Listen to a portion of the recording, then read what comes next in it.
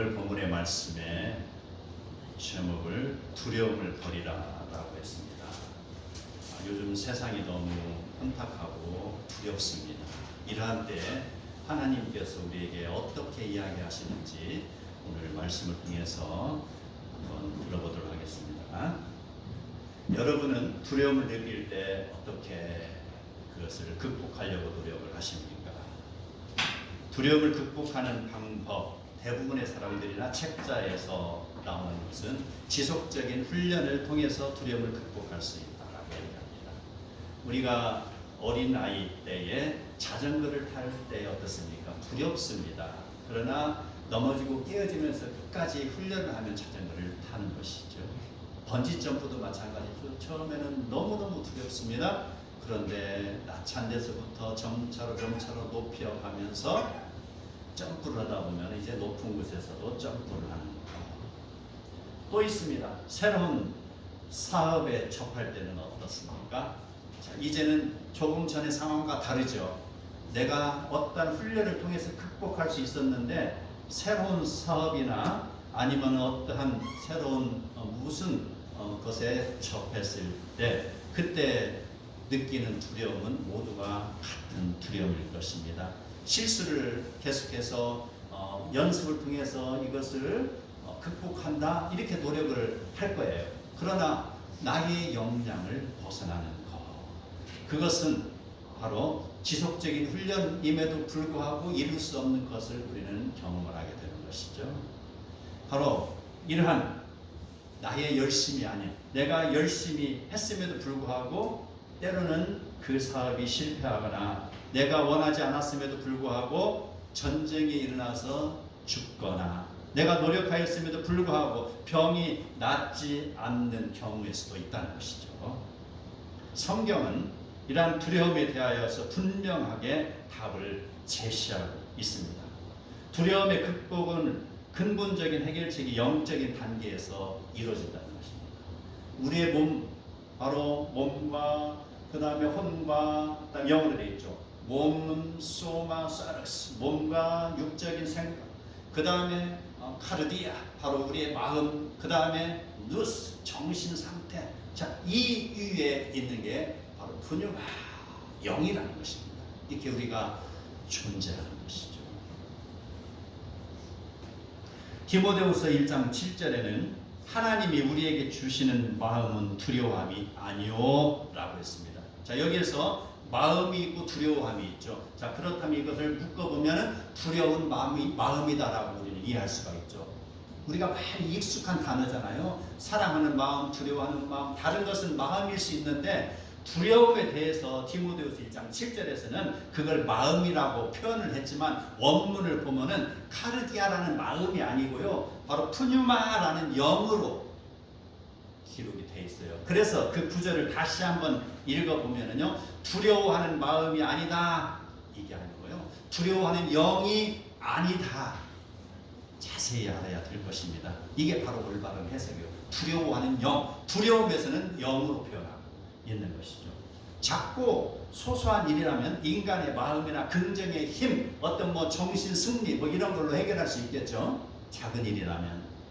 인간의 노력이나 능력으로 해결할 수 없는 커다란 두려움이 있다면 그 두려움은 영적인 문제로 받아들이고 해결을 해야 될 것입니다. 인간을 만드신 창조주 하나님을 의지해야 된다는 것입니다. 성경에서 그런 예를 들면 야곱이 에서의 그런 힘으로부터 도망쳤죠. 자기가 죄를 짓고 도망쳤죠. 그래서 외삼촌 집에서 피신해 있다가 20년 만에 돌아올 때 어떻습니까? 지금 고향으로 가고 있습니다. 자기의 가족을 다 거느리고 자기의 육축을 다 거느리고 가고 있는데 들어보니 야곱이 간다는 소식을 듣고 에서가 400명의 군대를 몰고 지금 급하게 오고 있다는 소식을 접한 것이죠. 이러한 위기 속에 이거는 어마어마하게 큰 두려움입니다. 그가 어떻게 훈련한다, 어떻게 말을 한다, 회유한다 이걸로도 통하지 않는 상황에 지금 접해 있잖아요. 목을 채우고 있는 것입니다. 이러한 상황에서 야곱은 어떻습니까? 야복강 나루에 가서 바로 전지전능하신 하나님을 바라보고 기도를 하고 있었습니다. 그는요 바로 그 밤에 날이 새도록 필사의 기도를 하면서 자기의 환도뼈가 부러지기까지 씨름을 하며 하나님이 나에게 복을 주셔야만 되겠다라고, 이 두려움의 상황에서 나를 구해 주셔야만 되겠다라고 간절하게 요구했던 것, 원했던 것, 기도했던 것을 우리는 볼 수 있습니다. 자기의 힘의 그 상태를 넘어서는 단계에 하나님을 바라보는 것이죠. 오늘 주어진 시편 46편은 고라 자손이 지은 시입니다. 그들은 자기 조상 고라가 모세의 반기를 들었다가 땅이 갈라져서 삼키움을 당하는 일로 인하여서 그의 고라의 후손들은 바로 대대손손 사람들로부터 손가락질을 당하고 있습니다. 그들은 어디를 가든지 사람들로부터의 그런 두려움에 쌓여 있다는 것이죠.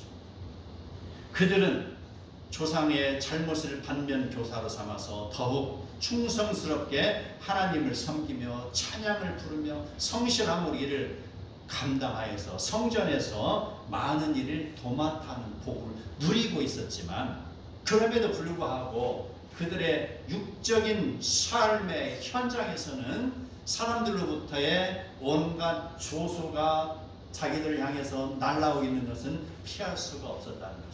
어디를 가든지 간에 저 고라의 자손들이라는 그런 손가락질 속에서 그들은 항상 두려움을 떨쳐버릴 수가 없었다는 것이죠. 그러한 상황을 이제 고라 자손은요, 아수르 침략으로부터 두려움을 느끼고 있는 유다 왕조와 그 왕조의 그런 상황과 일치를 시키고 있습니다. 무라일체라는 거 들어봤죠? 자연과 나가 일체가 된다라는 거. 그러한 것처럼 지금 고라의 자손은요, 열왕기하 19장에 나오는 그 사헤립의 유다 침공의 사건을 통하여서 자기의 두려움과 일치를 시키고 있다는 것입니다. 아수르는요, BC 722년에 북이스라엘을 점령하였습니다. 그리고 얼마 가지 않아서 히스기야가 통치하고는 남유다를 향하여서 공격의 고패를 놓지 않았습니다. 그들은 처음에는 돈을 요구했습니다. 그래서 뇌물을, 바로 금은 보화를 바쳤습니다. 그걸로 그들은 만족하지 않았습니다. 이제 그 사헤립은요, 군대 18만 5천 명을 동원해서 남유다를 침략합니다. 유다는 지금 하루하루가 풍전등화도 같습니다. 히스기야 왕은 예루살렘 성을 포위한 아수르 군대를 보고서 얼굴이 파랗게 질려 있습니다. 두려움입니다. 이런 때 아수르 왕의 신하 랍사게는 어떻게 이야기하고 있죠? 랍사게는 성 안에 갇혀있는 사람들에게 히브리 말로 외칩니다. 우리 왕 사헤립께서는 이렇게 이야기합니다. 세상의 어떤 나라도 다 이겼다. 세상의 어떤 나라도 우리 아수르를 이기는 나라가 없었다. 세상의 어떠한 신도 우리 아수르를 이기지 못하였다 라고 자신감 있게 이야기를 하며 성 안에 있는 사람들을 항복하라고 권고하고 있습니다. 너희가 항복하면 지금 너희들이 거주하는 예루살렘보다 더 비옥한 포도원을 경작하며 그곳에서 너희와 너희 가족이 평안히 살게 해줄 것이다 라고 회유를 하고 있습니다. 그리 좋은 곳이 있다면 뭐하러 예루살렘 성을 공격해요? 자기들이 그곳에 가서 살 것이지 말입니다. 바로 이러한 회유체, 이것은 바로 사탄의 방법이고 공산주의자들의 권모 술수인 것을 알으시기 바랍니다. 우리는요, 정도에서 벗어난 말이나 이단이나 세력들에게 우리의 귀를 열어주지 말아야 될 것입니다. 아멘. 그들의 내용들을 들은 히스기야는 어떤 반응을 보였습니까? 그는 옷을 찢고 굵은 배를 두르고 이렇게 고백합니다. 오늘은 환난과 징벌과 모욕의 날이라. 아이를 낳을 때가 되었으나 해산할 힘이 없도다 라고 울면서 하나님의 전에 들어가 기도를 하고 있었습니다. 그리고 히스기야는 신하들을 이사야 선지자에게 보냅니다. 히스기야는 지금 분명히 나라의 커다란 위기 속에 두려움을 느끼고 있습니다. 이 두려움이라는 것은 인간의 어떤 노력으로 해결할 수 없는 것, 이것은 분명하게 전지전능하신 하나님의 개입이 아니면 해결할 수 없다는 것을 알고 그는 지금 영의 단계에서 이를 해결하고 노력하고 있습니다. 조금 있으니 이스라엘부터 답변이 옵니다. 여호와의 말씀이 너는 아수르 왕이 여호와를 모욕하는 말을 두려워하지 말라. 내가 한 영을 그 속에 두어 그로 소문을 듣고 그의 본국으로 돌아가게 하고 또 그의 본국에서 칼에 죽게 하리라 라는 답변이 옵니다. 이 말을 들은 히스기야는 열왕기하 19장 19절에서 이렇게 기도합니다. 우리 하나님 여호와여, 원하건대 이제 우리를 그의 손에서 구원하옵소서. 그리하시면 천하 만국이 주 여호와가 홀로 하나님이신 줄 알리이다. 하나님 도와주소서, 도와주소서라고 지금 기도드리고 있습니다. 그의 기도를 들으신 하나님께서 그날 밤에 사자를 보내어서 아수르의 군사 18만 5천 명을 죽였습니다. 도망치는 아수르 왕 사네립도 고국으로 돌아가서 그의 두 아들에게 죽임을 당하였으니 하나님이 히스기야의 기도를 들으신 것입니다. 만일 그 두려움을 그가 하나님의 방법으로 해결할 생각을 하지 아니하고 만일에 아수르에게 항복하였다면은 예루살렘 성 안에 있던 유다의 남자들은 모두 죽임을 당했을 것입니다. 어린아이들은 노예로 다 팔려나갔을 것입니다. 그리고 성 안에 있는 여인들은 모두 다 18만 5천 명의 군사들에게 유린을 당하고 죽었을 것입니다. 그러나 하나님께서는 이러한 것을 원치 않았습니다. 하나님께서는 하나님을 사랑하는 자녀들을 보호하신 것입니다. 이것이 하나님의 은혜요 섭리인 것입니다. 나의 능력을 벗어나는 두려움을 느낄 때 성도는 전능하신 하나님을 의지해야 되는 것입니다. 아멘. 자, 우리는 오늘의 말씀 중에서 우리에게 다가오는 두려움에 대한 극복, 첫 번째 1절에서 3절에서 우주적인 상태의 두려움이 다가올 수가 있는 것을 봅니다.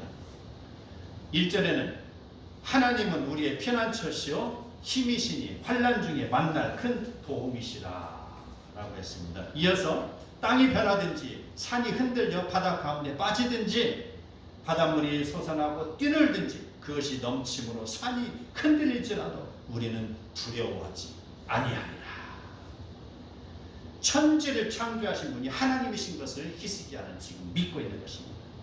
땅을 만드시고 빛과 어둠을 만드시고 하늘과 육지와 바다를 구분하시고 식물을 그곳에 심으시고 태양계와 천체를 만드셔서 낮과 밤과 계절을 또 징조를 이루시는 하나님, 또 동물을 창조하시고 인간을 창조하셨습니다. 목적이 뭡니까?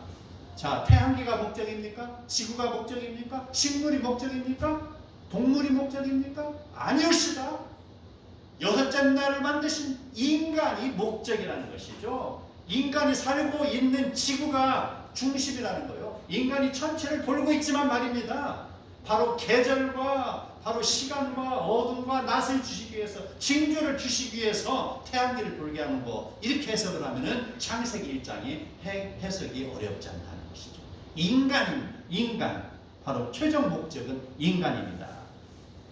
그러므로 하나님의 사랑을 받는 백성이 고통을 받는다면 그 인간들 중에서도 특별히 하나님의 사랑을 받는 자들, 하나님을 사랑하고 그 말씀을 순종하고 따르는 자들이라는 것이죠.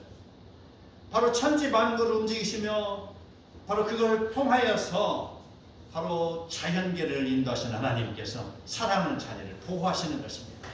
많은 사람들 중에서 하나님이 사랑하는 자녀를 보호하시는 것입니다. 아멘. 땅이 변한다. 이게 무슨 말일까요? 땅이 변한다. 지금 우주를 만드신 하나님께서 만들어 놓은 땅입니다. 땅이 변한다는 것은요, 그 땅이 위치를 바꾼다 하더라도 이 말로 해석할 수 있죠. 교회를 대적하는 원수들의 소름 끼치는 움직임으로도 바라볼 수가 있는 것입니다. 원수들은 질서를 파괴하며 모든 것을 삼키겠다고 사납게 날뛰고 있지만 산이 흔들려 바다 가운데 빠지든지 그러한 속에서 바로 그 사람들이 견디지 못하고 바다에 풍덩풍덩 빠짐을 당한다는 것입니다. 산은 세상에서 가장 안전하고 견고한 것이지만 지진이 일어나면 산이 흔들리고 무너집니다. 고라자손에게 있어서 지진이라는 것은 가장 큰 두려움입니다. 그의 조상 고라가 땅이 갈라져서 삼킴을 당했으니 대대손손 고라자손은 커다란 지진에 대한 트라우마를 겪고 있는 것이죠. 바로 이러한 상황에서 산이 흔들려 바다 가운데 빠지든지 우리는 그러한 상황 지금 이야기하고 있습니다. 바닷물이 흉용하여 뛰놀든지, 자, 흉용하다, 바다가 포효한다라는 것, 후쿠시마 지진과도 같은 것을 한번 상상해 보시기 바랍니다. 집채보다도 더 큰 파도가 밀려옵니다. 그 소리는 커서 귀가 찢어질 듯 아픕니다. 촤 철썩 촤 불어닥치는 파도 소리 생각해 보세요. 그로 인해서 얼마나 많은 건물이 삼킴을 당했습니까? 그로 인해서 얼마나 많은 사람이 죽음을 당했습니까? 바닷물이 흉흉하여 뛰놀면 이러한 일이 일어난다는 것입니다. 그것이 넘침으로 산이 요동할지라도 바로 우리는 두려워하지 아니하리로다. 이것이 있습니다. 이게 키포인트라는 것이죠. 우리는 두려워하지 아니하리로다. 왜? 전능하신 하나님이 나를 보호하시기 때문입니다. 자연계로부터 성도가 당하는 고통, 이것은 바로 전지전능하신 하나님께 의지해야 되죠. 태양을 멈추시고 달을 멈추신 하나님께서 우리를 돌보시는 것입니다. 아멘. 두 번째, 4절에서 7절을 보면은요, 인간으로부터 오는 두려움이 있습니다. 4절에 한 시내가 있어 나뉘어 흘러라고 했습니다. 성경에서 시내, 강, 이것은요 회복과 축복을 의미하고 있습니다. 원수들이 아무리 사납게 울부짖을지라도 하나님 성 안에 있는 강은 유유히 흐르는 것이죠. 로마가 아무리 눈에 불을 켜고 기독교인들을 핍박하며 그들을 잡아 죽이려 할지라도 하나님의 사랑하심은 결국 그의 성도들을 카타콤에서 구하였습니다. 그리고 결국 로마를 AD 392년에 기독교를 국교로 받아들이게 만드는 것입니다. 나의 어떤 힘이나 능력이 아니라는 것을 지금 보여주고 있는 것입니다. 원수가 아무리 요동친다 할지라도 바로 이 대목을 우리는 눈여겨서 봐야 할 것입니다. 지금 세상이 얼마나 어렵습니까? 얼마나 지금 혼탁해져 가고 있습니다. 얼마나 많이 공산화를 시키려고 노력하고 있냐 말입니다. 세상이 온통 세상이 뒤죽박죽 되어가고 있습니다. 세계 질서가 무너지고 있잖아요. 세계에 온갖 나쁜 자들이 나쁜 일만 골라서 세계의 질서를 파괴하고 있잖아요. 원수가 아무리 요동친다 할지라도 우리는 믿음의 모습으로 살아가야 됩니다. 믿음이라는 명사와 믿음이라는 동사가 결합해서 살아간다는 것이죠. 하나님의 백성은 하나님의 도우심 아래서 유유히 살아간다. 바로 믿음의 삶을 살아가는 백성이 그 시냇가에서 유유히 살아간다는 것이죠. 하나님의 성, 지존하신 이의 성소, 즉 하나님의 나라와 의를 이루는 일에 그의 사랑하는 성도들이 쓰임받는 내용입니다. 아멘. 5절에 보면 하나님이 그 성 중에 계심에 성이 흔들릴지 아니할 것이다. 산은 무너져 바닷속으로 빠져들 수도 있습니다. 그러나 하나님이 계시는 성 예루살렘은 무너지거나 바다에 빠져 들어가거나 요동치 않기 때문에 우리는 하나님의 성에 거주하는 성도가 되어야 될 것입니다. 하나님의 말씀 안에 거주하는 성도는 어떠한 환난 중에도 보호함을 받습니다. 새벽에 하나님이 도우신다고 했습니다. 새벽은요 빛과 어둠의 구분되는 시간입니다. 밤이 창궐하여 세상을 온통 죄악으로 물들이며 도적질하고 때리고 죽이고 멸망시키려고 달려들지만 그 어둠의 세력들은 한참 메뚜기에 불과하다는 것을 알아야 될 것입니다. 아멘. 불법으로 막대한 재산과 권력을 얻었다 할지라도 심판대 앞에 서는 아무것도 그들은 가지고 갈 수 없습니다. 그러나 성도에게는 믿음의 표 하나는 가지고 갈 수 있는 것이죠. 그게 차이점이라는 것이죠. 어떤 것에 욕심 부릴 것 전혀 없다는 것입니다. 너무 과도한 욕심은 나에게 독이 되는 것입니다. 오직 우리에게 필요한 것은 믿음의 표를 받는 것입니다. 아멘. 아멘. 바로 이러한 것, 우리는 새벽은 바로 하나님의 심판의 시간인 것을 알아야 됩니다. 하나님의 백성의 홍해를 다 건너고 다 홍해를 건너서 지금 무태 올라갔을 때에 뒤따른 애굽의 전차 부대가 홍해 중간에 있었고 하나님은 옆에 차곡차곡 벽처럼 쌓였던 물을 갖다가 그의 성부를 흔드셨습니다. 그래서 홍해바다가 다시 흐르게 만드셨습니다. 원상태를 되돌려서 애굽 군대를 삼켜버린 시간이었으니 이스라엘 백성에게는 그 시간이 구원의 시간이요 애굽 군대에게는 심판의 시간이었습니다. 이처럼 어둠이 가장 깊고 두려움의 공포가 몰려오는 인생의 시간에 우리는 지체하지 않냐고 하나님 앞에 나아가서 기도를 드리시기 바랍니다. 아멘. 그러면 전능하신 하나님께서 지체하지 아니하시고 자신이 정하신 가장 적절한 시기와 때에 하나님께서 우리를 도와주실 것입니다. 아멘. 아멘. 문 나라가 떠들며 왕국이 흔들리더니 그가 소리를 내심에 땅이 녹았도다라고 하고 있습니다. 전능하신 하나님 앞에서 세상에 어떠한 나라도 작은 존재에 불과합니다. 그처럼 강성하던 애굽도 아수르도 바벨론도 여호와의 입김 앞에서는 흔들리는 연기에 불과한 존재들입니다.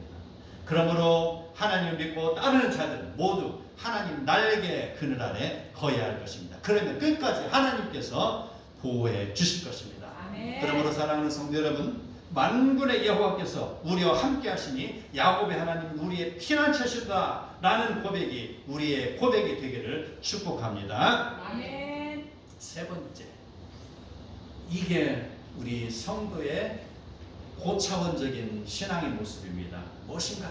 너는 가만히 있어 하나님 됨을 알지어다.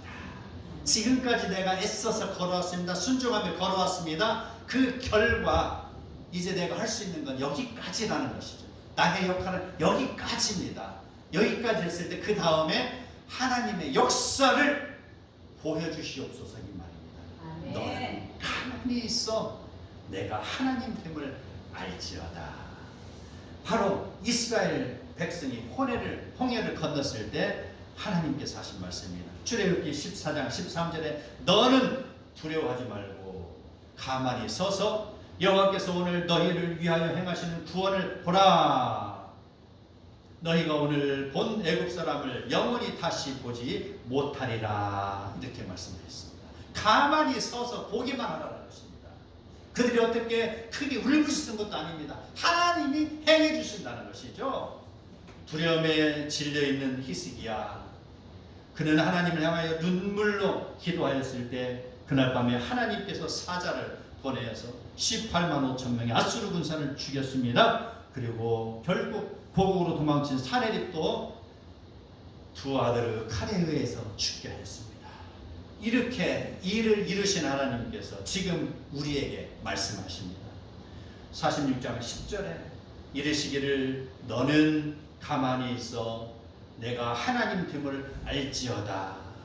내가 문나라 중에서 높임을 받으리라. 내가 세계 중에서 높임을 받으리라.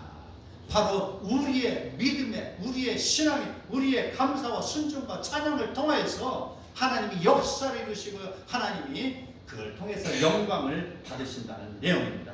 아멘. 하나님께서는요, 나의 어떠한 능력 이상의 것을 요구하지 않으십니다. 지금 나에게 주어진 일을 아멘으로 순종하고 따르면 그 다음은 하나님께서 나의 일을 행해 주신다는 것입니다. 아멘. 하나님을 믿으며 의지하는 자에게 하나님은 그를 통하여 하나님의 전능하심을 드러내십니다. 우리는 몸을 위하여 육신의 근육을 키우듯이 평안을 위하여 마음의 근육을 키워야 하는 것처럼 몸과 마음과 영혼의 평안을 위하여서는 최종적으로 영적인 근육을 키워야 합니다. 아멘. 로마 교황청으로부터 밀려나오는 거대한 압박으로부터 마틴 루터, 그는 어마어마하게 두려움에 쌓였습니다. 그가 이 두려움을 이길 수 있었던 힘은 하나님으로부터 주어지는 영적인 파워였습니다. 그가 시편 46편의 말씀을 찬송가로 만들었으니 내 주는 강한 성이요 방패와 병기 되시니 큰 환난에서 우리를 구하여 내시리로다. 내 힘만 의지할 때는 패할 수밖에 없으나 힘 있는 장수 나와서 날 대신하여 싸우네.